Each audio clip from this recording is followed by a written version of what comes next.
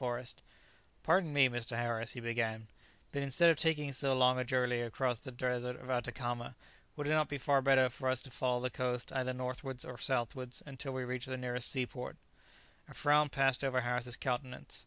"I know very little about the coast," he answered, "but I know enough to assure you that there is no town to the north within 300 or 400 miles." "Then why should we not go south?" persisted Dick.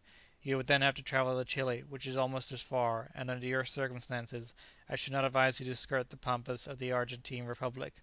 For my own part, I could not accompany you."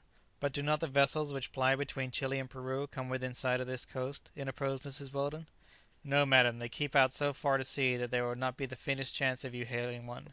"You seem to have another question to ask, Mr. Harris," Mrs. Weldon continued, addressing Dick, who still looked rather doubtful. Dick replied that he was about to inquire at what port he would be likely to find a ship to convey their party to San Francisco. "That I really cannot tell you, my young friend," rejoined Harris. "I can only repeat my promise that we will furnish you with the means of conveyance from San Felice to Atacama, where no doubt you will obtain all the information you require." "I hope you will not think that Dick is insensible to your kindness, Mr. Harris," said Mrs. Weldon apologetically. "On the contrary," promptly observed Dick, "I am fully appreciated. I only wish we had been cast ashore upon a spot where we should have had no need to intrude upon his generosity." "I assure you, madam, it gives me unbounded pleasure to serve you in any way," said Harris. "It is, as I have told you, not often that I come in contact with any of my own countrymen." "Then we accept your offer as frankly as it is made," replied the lady, adding, "but I cannot consent to deprive you of your horse. I am a very good walker." "So am I," said Harris, with a bow, "and consequently I intend you and your little son to ride. I am used to long tramps through the pampas. Besides, it is not at all unlikely that we shall come across some of the work people belonging to the hacienda. If so, they will be able to give us a mount." Convinced that it would not only be thwarting Mrs. Weldon's wishes to throw any further impediment in the way, Dick Sands suppressed his desire to raise fresh obstacles, and simply asked how soon they ought to start.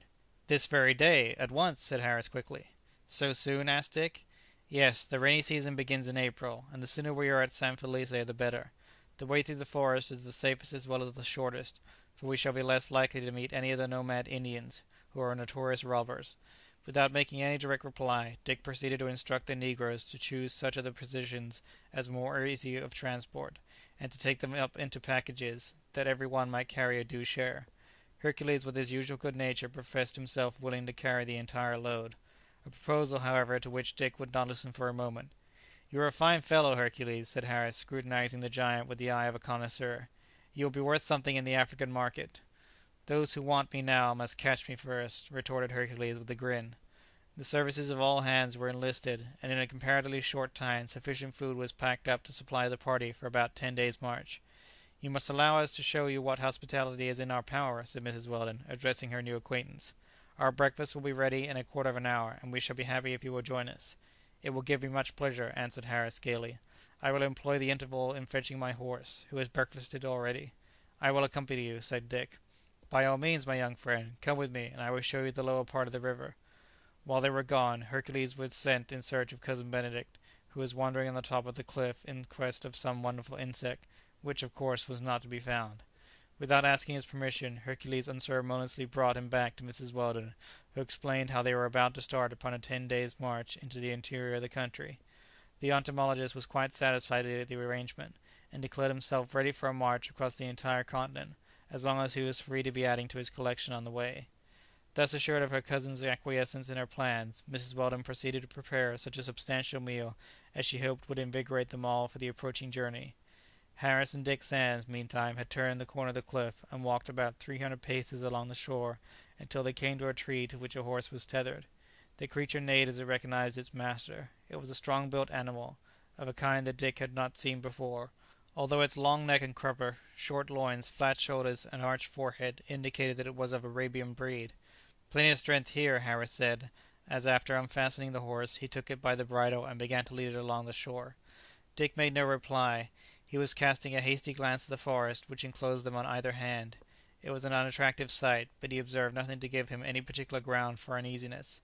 Turning round, he said abruptly, "Did you meet a Portuguese last night named Negoro?" "Negoro? Who is Negoro?" asked Harris in a tone of surprise. "He was our ship's cook, but he has disappeared." "Drowned, probably," said Harris indifferently. "No, he was not drowned; he was with us during the evening, but left afterwards. I thought perhaps you might have met him along the riverside as you came that way." "No," said Harris, "I saw no one. If your cook ventured along into the forest, most likely he has lost his way. It is possible we may pick him up upon our road." When they arrived at the grotto they found breakfast duly prepared. Like the supper of the previous evening, it consisted mainly of corned beef and biscuit. Harris did ample justice to the repast. "There is no fear of our starving as we go," he observed to Mrs. Weldon; "but I can hardly say so much for the unfortunate Portuguese, your cook, of whom my young friend here has been speaking." "Ah, has Dick been telling you about Negoro?" Mrs. Weldon said. Dick explained that he had been inquiring whether Mr. Harris had happened to meet him in the direction he had come.